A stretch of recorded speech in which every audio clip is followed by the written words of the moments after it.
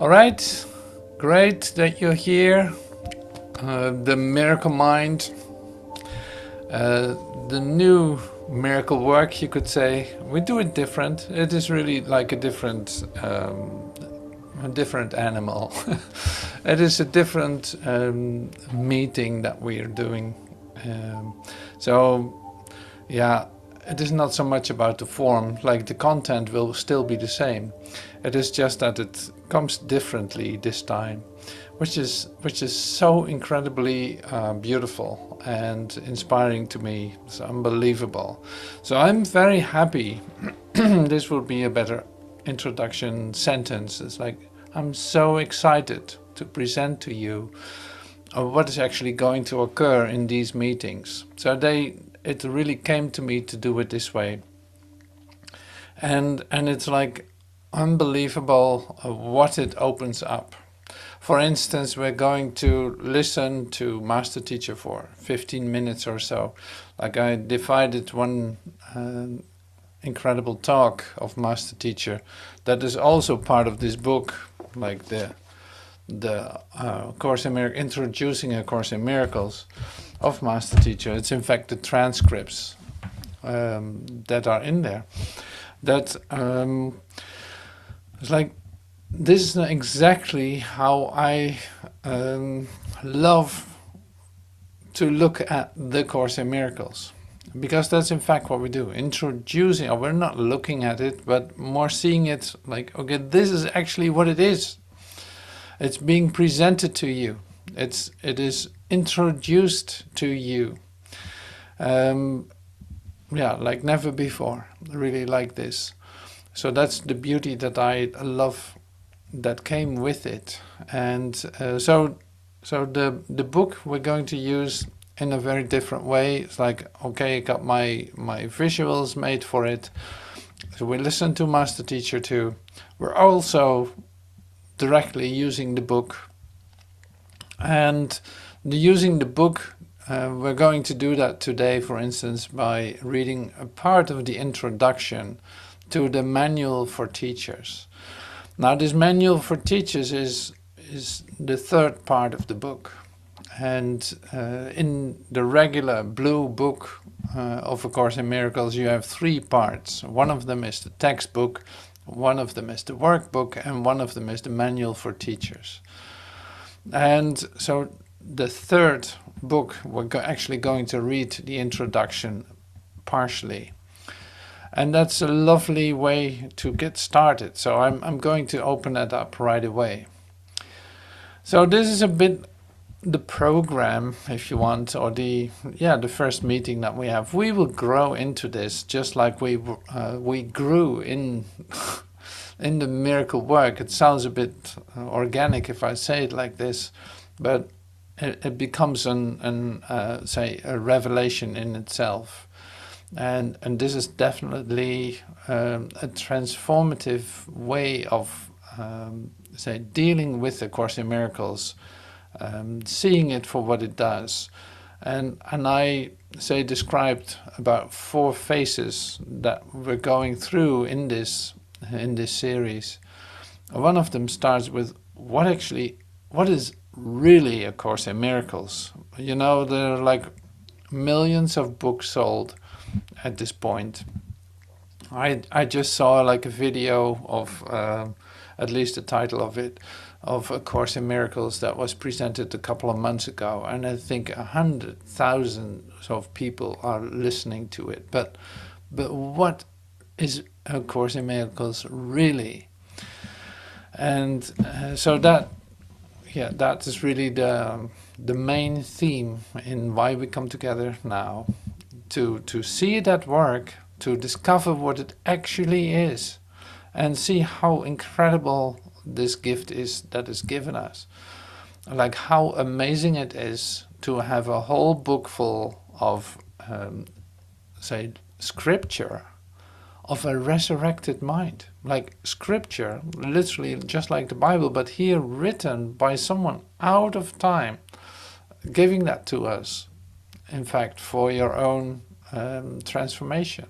recognizing truly what is the actual occurrence that is taking place in you when you decide to do this. So that is yeah, mind-blowing. So like I said, I'm going to start off with 2 paragraphs of the Manual for Teacher Introduction. See the Urtext, Volume 3, Manual for Teachers. So it just comes right after the lessons. The role of teaching and learning is actually reversed in the thinking of the world. And the reversal is characteristic. It seems as if the teacher and the learner are separated. The teacher giving something to the learner rather than to himself. Further, the act of teaching is regarded as a special activity in which one engages only a relatively small proportion of one's time. Okay, so that is what we know about the world. Teaching in the world, you go to class, you're there for 20 minutes or an hour or 1.5 hours, and then you return back. And there seems to be a difference between the teacher and the student. Now, okay, so here's the course. The course, on the other hand, emphasizes that to teach is to learn, so that teacher and learner are the same. Like the fact that I'm saying this and the fact that I'm setting up this class, in fact, I'm admitting I'm a teacher and learner at the same time. I'm not different than anyone who would participate in the class. It also emphasizes that teaching is a constant process. Like it does not stop. Once I turn Zoom off, it does not stop. I'm still teaching. I'm always teaching. It's a constant process. It goes on every moment of the day and continues into sleeping thoughts as well. Like even at night, you're demonstrating, you're teaching. You're in fact teaching. So here's the second paragraph. To teach is to demonstrate. There are only 2 thought systems. So that makes it very simple. There are only 2 thought systems, and you demonstrate what you believe one or the other is true all the time. From your demonstration, others learn, and so do you. The question is not whether you will teach, for in that there is no choice. The purpose of the course might be said to provide a means of choosing what you want to teach on basis of what you want to learn. You cannot give to someone else, and this you learn through teaching. In other words, you only give to yourself. Teaching is but a call to witnesses to attest to what you believe. It is a method of conversion. It is not done by words alone, and we know this. Like it's not done by words alone. Any situation must be to you a chance to teach others what you are and what they are to you. No more than that, but also never less. So I want to leave it here. Like teaching is but a call to witness, to attest to what you believe.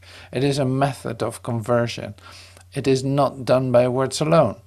Any situation must be to you a chance to teach others what you are and what they are to you. No more than that, but also never less. This is why I wanted to start with, just to start also using the Manual for Teachers. But this introduction makes it very clear that you continuously teach. You continuously demonstrate what you believe yourself to be true as well as the other. And it is a method of conversion. So consciously sharing what you know to be true about yourself is in fact the opportunity here. And well, this is great. This is great. So now, what am I teaching? What do I believe myself to be? What am I demonstrating? Is this only by what I say verbally? No, of course not. So it has everything to do with what do I radiate? What do I give? What are my actions? Like, what do I give? And in that, it is like the demonstration. I can have wonderful ideas, but if I don't bring them into life, you could say, into expression, then there's no need for me to have them. And so that's really good to know and good to be aware of. You're constantly teaching, even at night. Can you imagine? Like, what do you believe yourself to be? What do you believe? What do you believe yourself to be? And in that, you confirm it for others. That's a constant process, whether you like it or not. Like, there's no escape out of it. So, of course, you learn by teaching, because when you teach something, say that is true, it is confirming that in you. It makes it stronger in you, as well as the one who is receiving it too. Like, you only give that to yourself, in fact. So it comes back to you as a gift to yourself. And this goes on continuously too. It's like, if I stop and say, like, well, I'm not going to express that. Now let's leave it. Let them do the talking. They're like, well, it's great, but here's an opportunity for you. You only give to yourself. You want truth to be true in your consciousness. You might as well start to teach it. Now, there are very different ways of expressing this, of course. Everyone has his own language in that sense. And also, you can demonstrate this in all kinds of ways. And this is what we explore too, in fact, like here in this series, but also in the creative mind training. Because then you see that the expression of it can come to you in a whole different way, but it's also an extension of this, what you try to look for. Like, we're not only expressing ourselves in words, so we express ourselves in gestures, we express ourselves in images, we express ourselves in rhythm and in music, of course. Like, not that you have to start singing, but it's more like, no, what are you demonstrating in expressing yourself? What is it actually that you let flow through you? What is it? What is the source that you tap into? Where do you come from in that sense? So this is really lovely.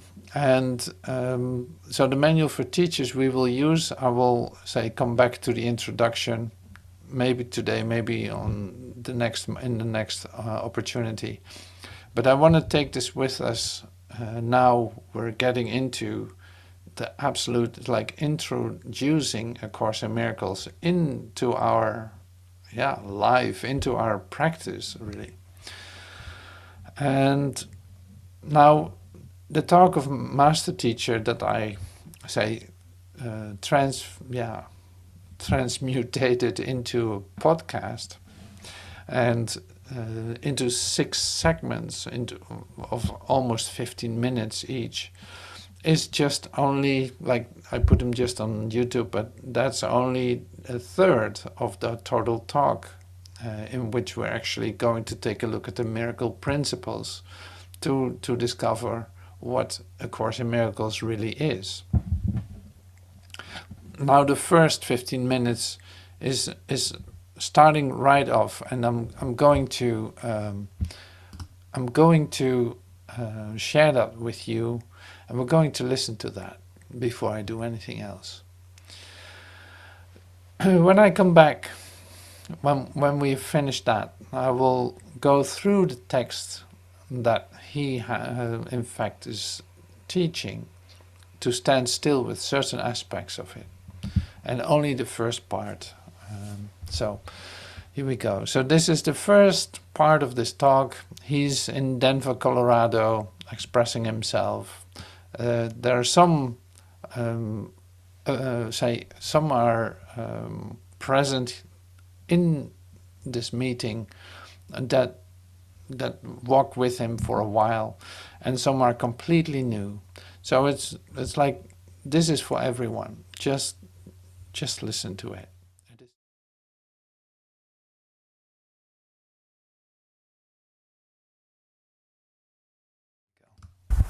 Can I stick my shoes right here?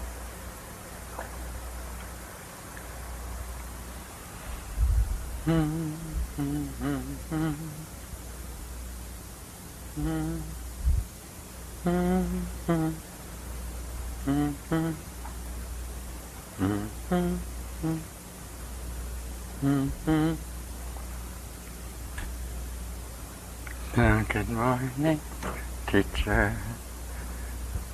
Good morning. Good morning, everyone. Good morning. This is the illuminate process going on for a lot of you now, isn't it?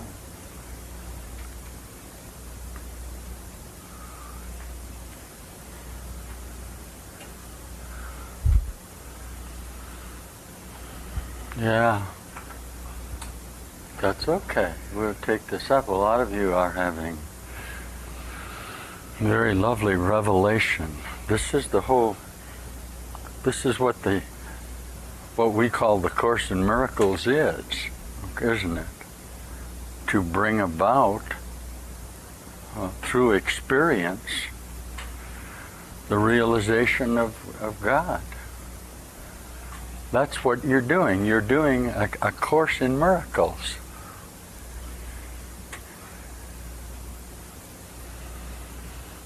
You are having the experience of reality for the first time, aren't you?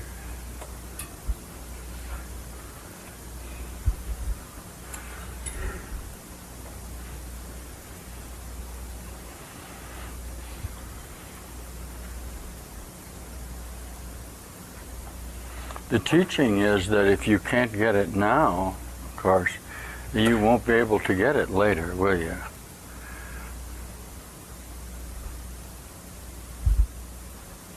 Will you? So what good is that possibly going to do you?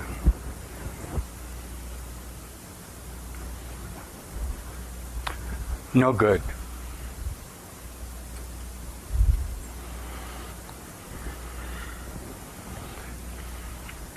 This is a course in the transformation of the mind, not the observation of the transformation.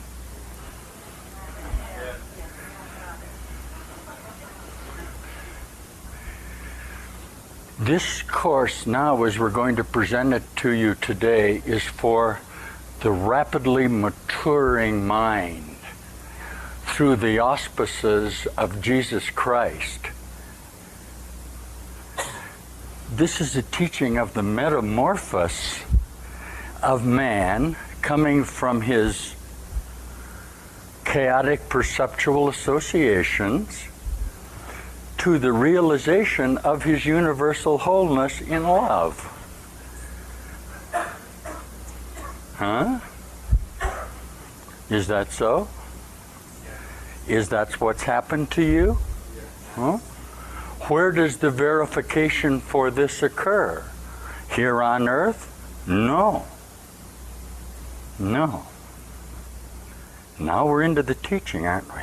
This cannot be verified here because there is no evidence of divine love present in perceptual defensive associations. That's a fact. You guys are hearing this very plainly. Okay?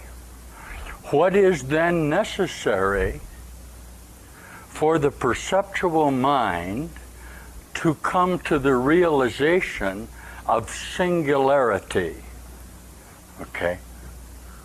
Transformation. Okay. staying out of the Course in Miracles for just a moment, the whole dilemma of human consciousness, of perceptual mind, is what? The need to know what you are. The need to know what this is. To seek within your associate consciousness the peace and the happiness and the joy and the love that you feel inherently a part of. That is what you are. And seek it you must. And find it you must reasonably if you seek it. From a very reasonable standpoint, if you were to look at it, why is it that you could seek something and not find it? But if you carry that a step further, teaching singularity, how is it that you don't know it?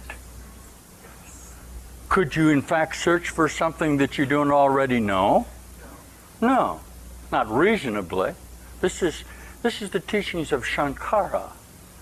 This is the declaration of singularity.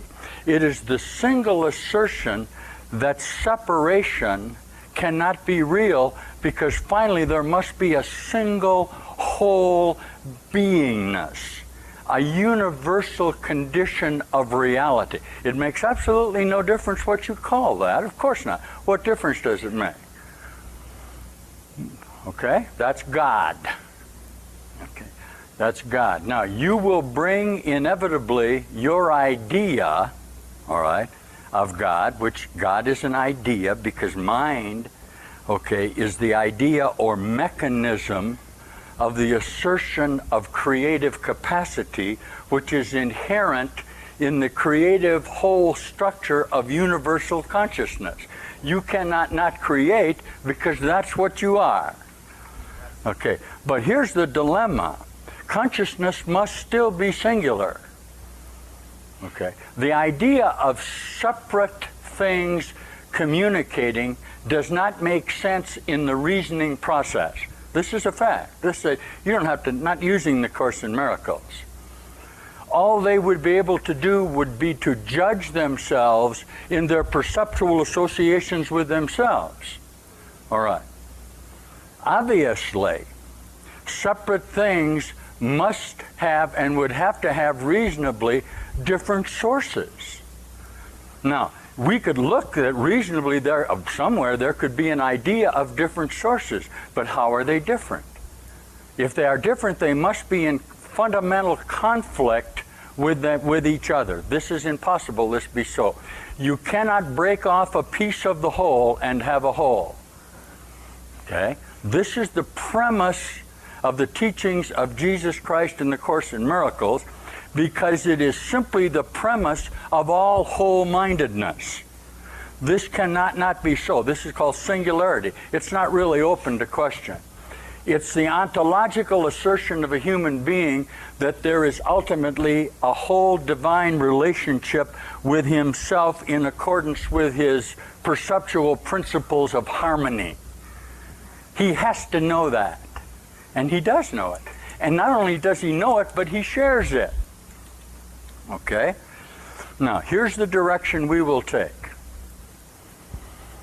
From an illuminate mind, okay, from this mind which is illuminate, the Course in Miracles, Jesus Christ which is illuminate, we will direct to you the manner in which you may make application of your perceptual relationships to the determination of your whole self as God or truth created you. That's A Course in Miracles. Okay? Everybody, am I okay so far? Yes. What we're going to do is construct the Course in Miracles reasonably within a statement of what? Whole time, as it declares, without the necessity for a historic frame of reference, with a declaration that it's happening to you now, with the assertion that it requires a transformation of your mind, and with the declaration that there is all around you evidence of that transformation if you are willing to seek it and make allowances for it in your own perceptual associations. You got it? Yes. And that's what's happened to a lot of you. Okay? This is what then? the miracle of your awakening. Now, where are the difficulties with this? The real difficulty with it. It is the assertion of the necessity for the perceptual mind to undergo a revision, a metamorphosis, or a transformation in order to come to truth. And this must be rigorously denied by the perceptual mind itself, which is in a configuration with its own reality. Okay? It is not tolerable to perceptual mind that there is finally, that there's a single, whole, creative effort. You think it is, but it's not. Now, we're taping this morning, yes, okay? So I'm going to put on a couple of assertions from my whole mind that will direct you first to what the Course is, second to how the perceptual mind resists the Course in Miracles as a fundamental principle of its defense of itself, third, the ordeal that you must undergo in presenting this, fourth, the hardware connected to the spiritual wholeness of your assertion, that is the mystical revelation that can come to you through the admission of the truth of your whole self. Okay?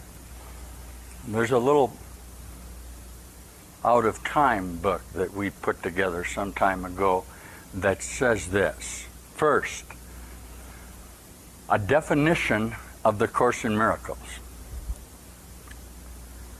It is important to remember that A Course in Miracles is a direct communication from God through Jesus Christ, indicating the apparent conditional situation between God and man, which is one of false separation, and to the manner in which that apparent schism is and was repaired. Its sole purpose is to bring enlightenment through the transformation of your mind.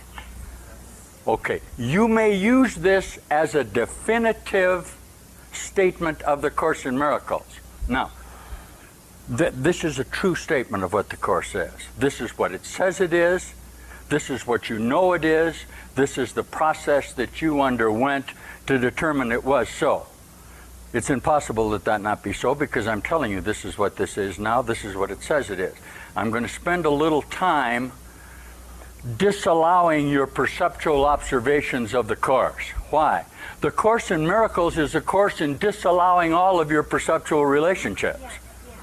It has nothing to do with you, with your stating what the Course is or isn't. Your established mind is in a fundamental denial of this, isn't it? Okay? This is what we're going to declare. Now, how are we going to do it? We're going to make this statement to you reasonably. Now, this statement has nothing to do particularly with the Course in Miracles, but it does have to do with the dilemma of consciousness perceptual mind trying to identify itself. This is the problem. Listen. Let's look at A Course in Miracles as an effect of superconsciousness. Just for a minute. Okay, just for a minute. Look at it as coming from out of time. Huh? Did it come from out of time? Yeah. Oh, sure. Yeah. Where did it come from? A consciousness identified as Jesus Christ of Nazareth, who is in my total framework of memory of the Course. Okay? Ready? Here we go.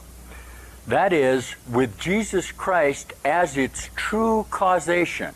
Now, the acceptance or admission that A Course in Miracles originated from an absolutely unearthly source, that is, wasn't written here, was written in an alien place, did not come from Earth, came from a star, came from somewhere outside of which you're deriving here in your consciousness association. All right? That A Course in Miracles originated from an absolutely unearthly source, while it appears simple, is the single most difficult barrier to enlightenment the immature consciousness faces. Why? no matter how overwhelmingly predominant the evidence, both in method of origination and in content, that this is indeed so, the assertion is finally, inevitably, an act of faith.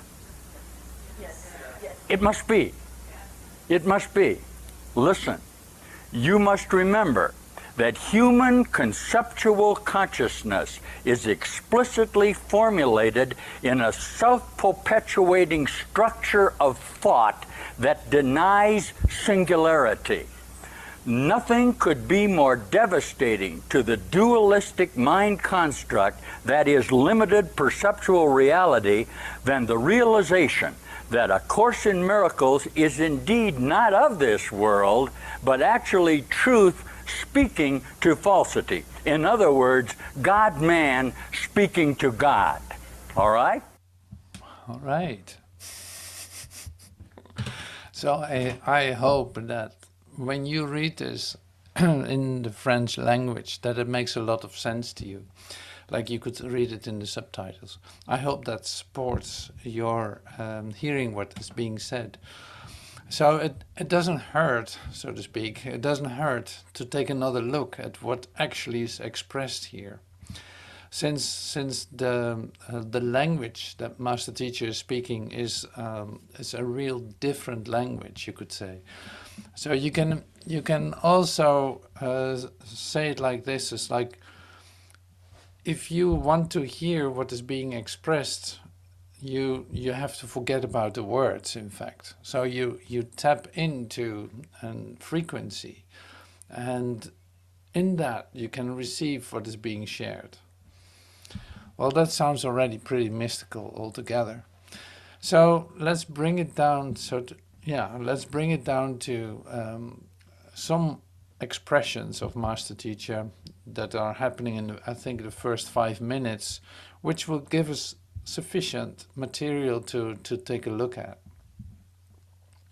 See, the thing is that I've listened to this tape many times. I've listened to Master Teacher a lot, like so much, you can't believe it, in the last 20-25 years. And that doesn't mean anything in the sense of, okay, that's do I need to listen to that long? No, not at all.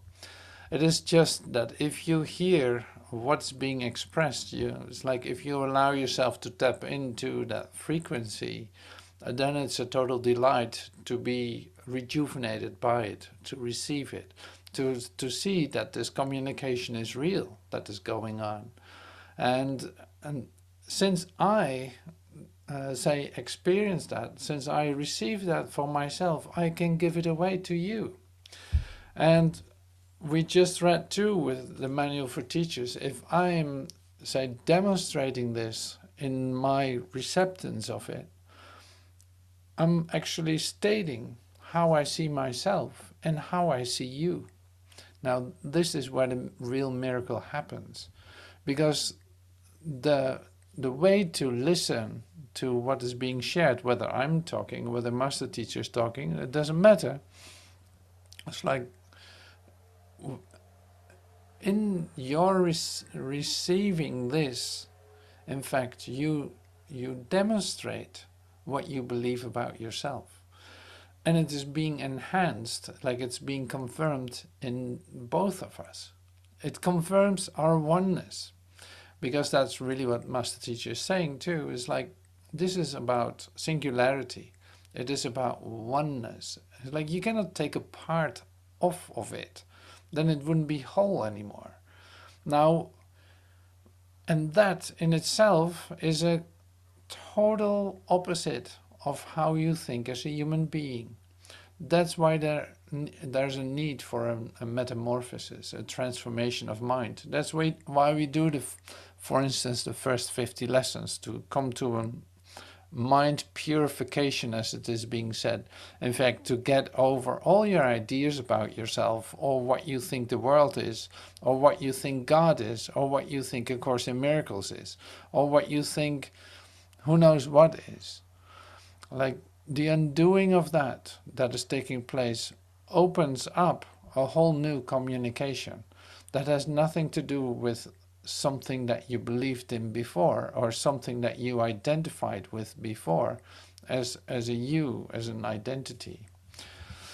And so, okay, so step by step we're going through this, and there's such a gem to discover or to receive. Such a pearl is hidden in all of this. What is A Course in Miracles? In fact, it says here. What is A Course in Miracles? Probably have to start here. Yes, here it is. This, Master Teacher said, this is the teaching of the metamorphosis of man coming from his chaotic perceptual associations, which is like the way that you see this world and that you think about yourself and about your life and about your existence. This is where you come from. To the realization of his universal wholeness in love, which created you. So it's like, this is the transition, this is the metamorphosis from coming from your chaotic ideas of separation into a universal wholeness in love. Is that so? Is that what is happening to you? Yes, it is. Yes, it is. By doing these exercises, by being present here, by listening to this, by not running away from it, but actually taking a look at it, it already happens. So now, how can we be sure that this process is taking place? How can we be sure that the metamorphosis is taking place? So it's like, do we get confirmation here on earth? Are we confirmed here on earth that we're actually undergoing that process? Master Teacher says no, absolutely not.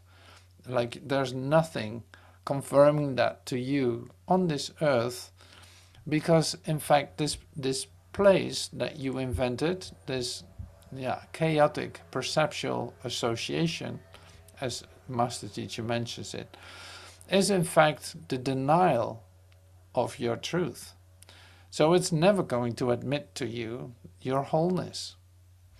So it's also then not the place to look for it.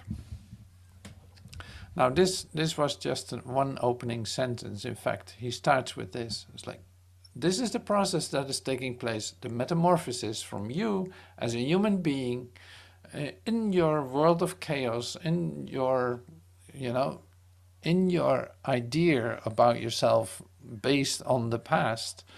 You are transitioning, you are metamorphosing into the God mind, the whole God mind in love, which is your natural inheritance. Your natural being is in love. And you know this. Like, everyone has an idea about perfect love. Absolutely. You look for it in the world. Do you find it in the world? No. The world is the denial of it.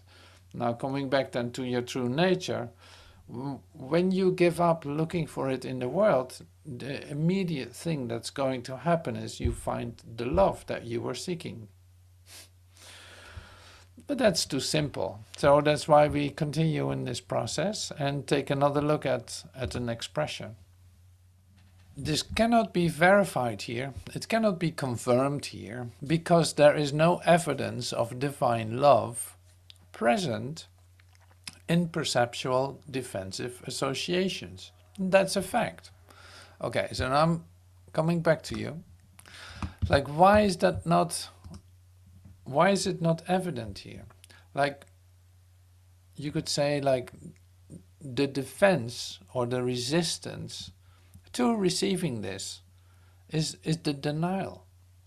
So how can it come to a place that actually is the denial of it? It's impossible. Like, that makes sense, right? That's even logical. You cannot verify it here, because this place is literally the denial of perfect love. It is used to for all kinds of things to in fact show you that it should be possible, that if you're lucky it might happen to you, but that's literally like a fata morgana, or it's a okay. So talking about this perception, this came up to share with you too. This is from the introduction of the workbook, because we're talking about demonstrating this, training, teaching, demonstrating, being aware that there's no difference between the teacher and the student, because I'm actually learning by expressing this. I'm learning. If I recognize this to be the truth for me, I can also recognize that in you.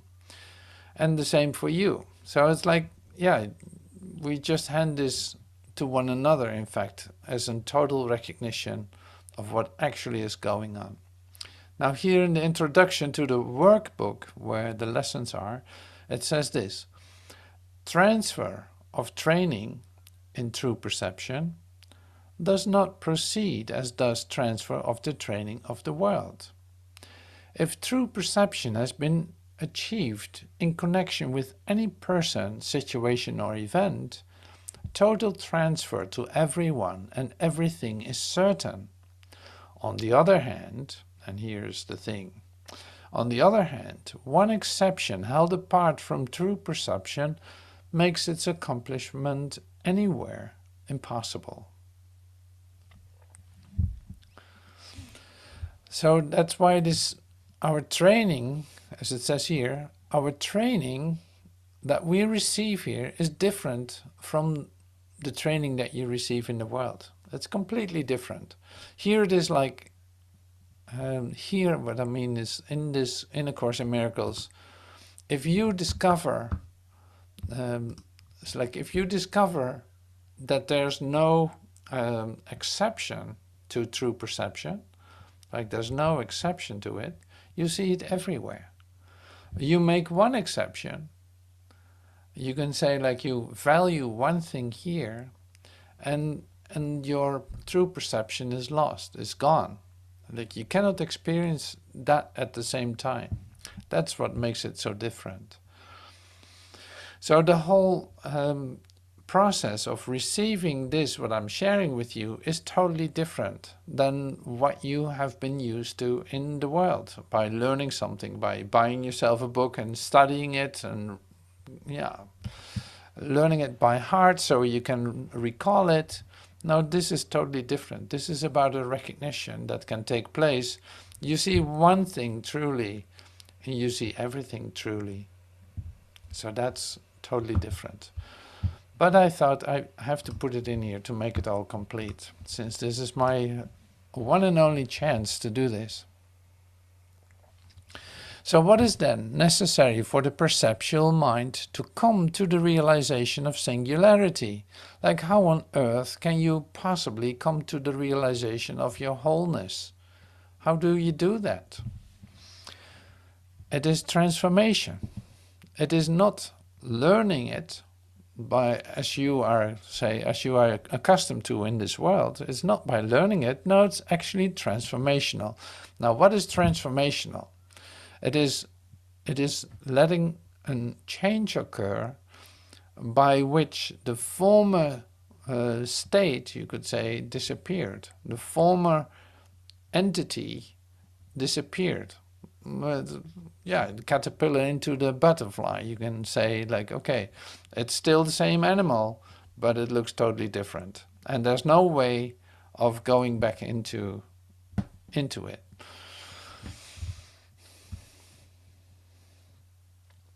So the whole dilemma of human consciousness, of perceptual mind, human consciousness, perceptual mind, mind that believes that what it sees is its reality, the whole dilemma of human consciousness, of perceptual mind, is what?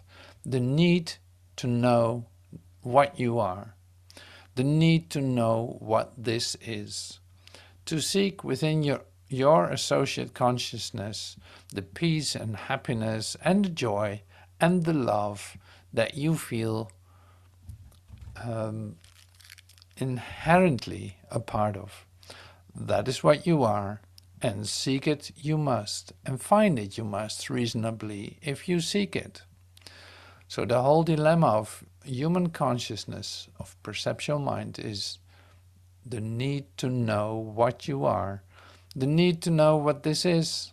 Like, what is this world? What is this awakening? What is this? Seek within your own your associate consciousness the peace and happiness and the joy and the love that you feel inherently a part of. That is what you are, and you'll have to find it. Like, since you have, yeah, let me take myself out of this here. It's like, if you have an idea of perfect love, then you want to find it. You want to find it, and you will look for it. You will seek it, and wherever you seek for it, of course, we have all been seeking for it in this world. There's probably no exception of anyone who didn't look for it in the world, but found it immediately in himself. Like, okay, that can happen, sure, but say most of us are looking for it in the world, and do a really good job in like an analytical search to find love here on earth. Putting all the passion in that, putting all your money on it, setting all your money on it, and your time and your energy. You look for it, and you want to find it. Now, this is inevitable that you're going to do it. Now, coming to the end of that journey, something else can happen, like the real metamorphosis can take place. Suddenly, you discover that it can be found in you and not anywhere else. Like that was all along with you, that you didn't lose it, that it's always with you. Now this is A Course in Miracles. You are being helped, you could say. You are being helped to speed up this search. And it tells you, you don't have to look there any longer. No, what you see is meaningless. It doesn't make sense. It is like it is just like your thoughts. They don't mean anything either. So you were treasuring your thoughts forever and thinking, like, making a plan to set up something in order to come to the experience of perfect love, of harmony, of peace, of joy. Like how to have a happy day. Well, you try all kinds of things. You know, so that's inevitable. You are going to search, and of course you're going to find it too. How can you seek and not find it? So seeking and finding are the same thing, but where's it? Where you look for it. Okay, so continuing with some more expressions. How are we doing? Still good on time. From a very reasonable standpoint, if you were to look at it, why it is that you could seek something and not find it. But if you carry that a step further, teaching singularity, how is it that you don't know it? You could in fact search for something that you don't already know? No. That's not reasonable. So it's like, that's impossible. If you already have an idea about perfect love, are you going to find it? Yes. Are you looking for it everywhere in order to, yeah, will you do anything for it? Absolutely. So now,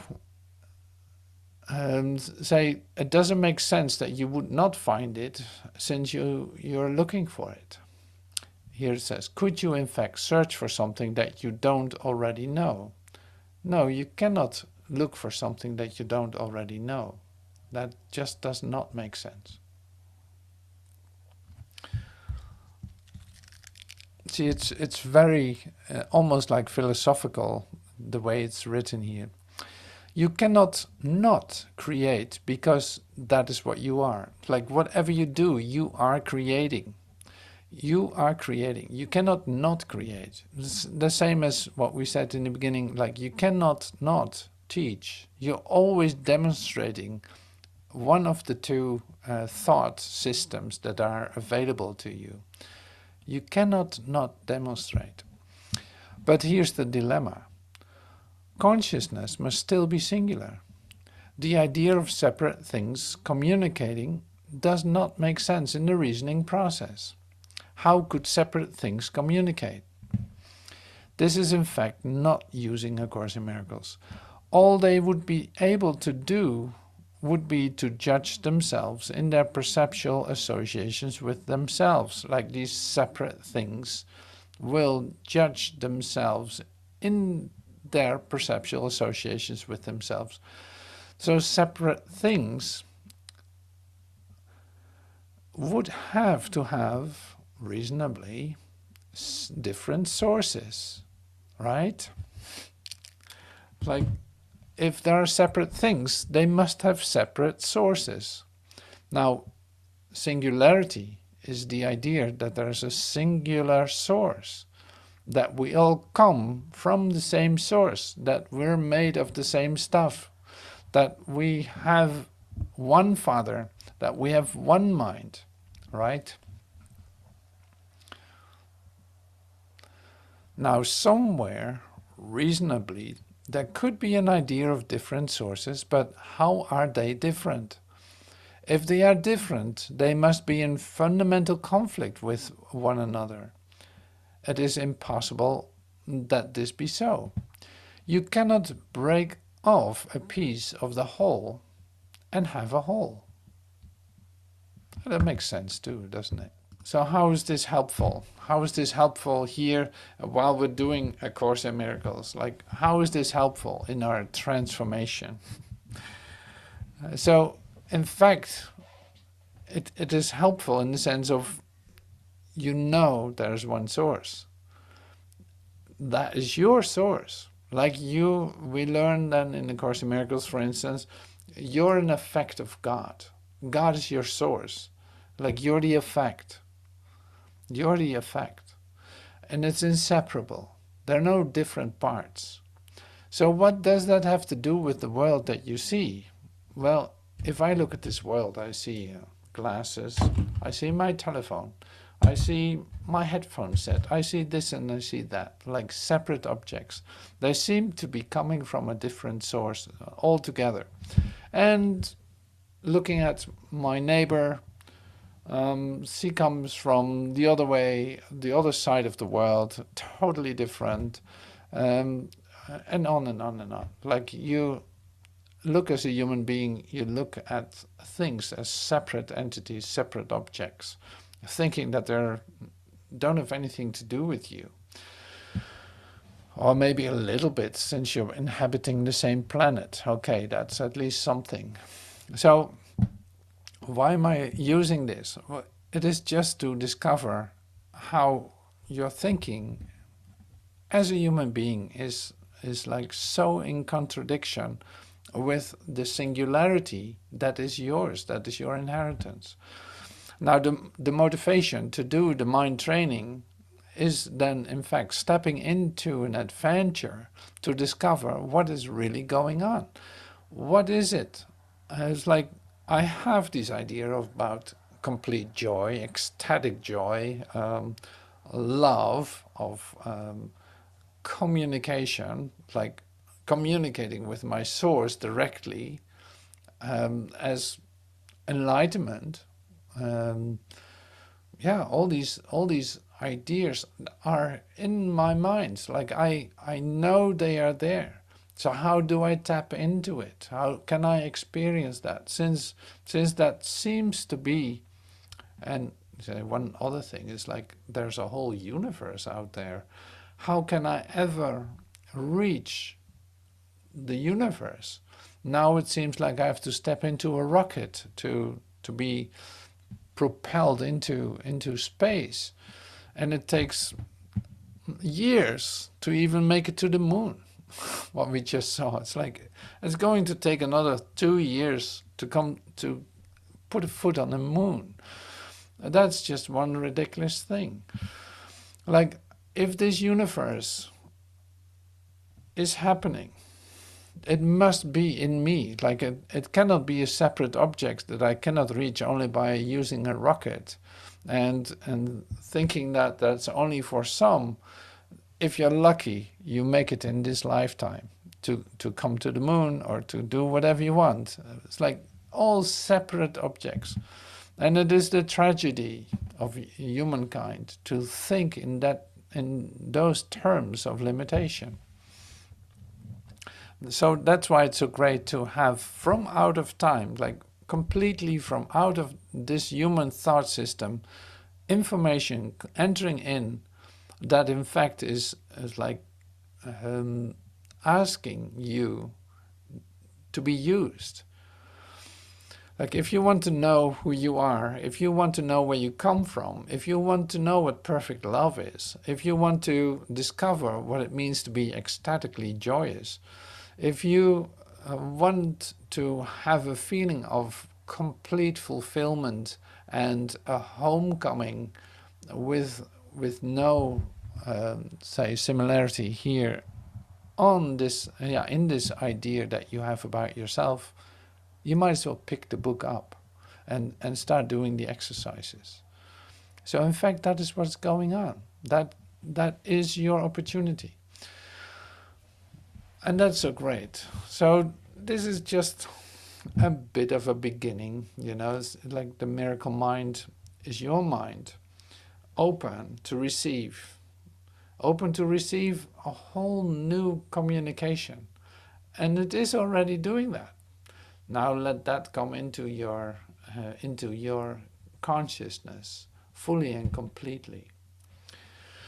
So that is the purpose of this meeting and our coming together and continuing to recognize that the fulfillment is here and now.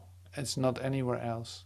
And the love that you're looking for cannot be found in this world.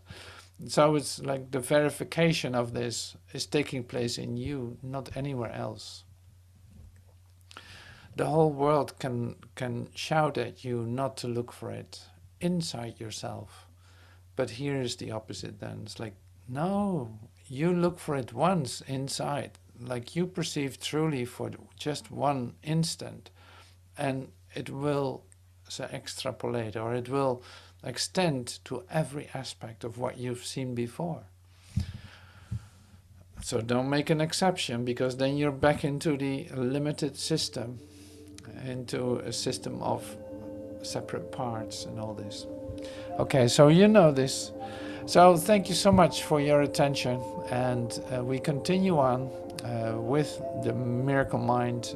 So the next meeting is on Friday, same time, same place. And thank you so much for your presence here and your active teaching and demonstrating the truth that you are, and knowing that that never ends. Like you do this even at night. In your sleep you're demonstrating and teaching. You can't believe it. So thank you for that, and I hope to see you soon. Thank you.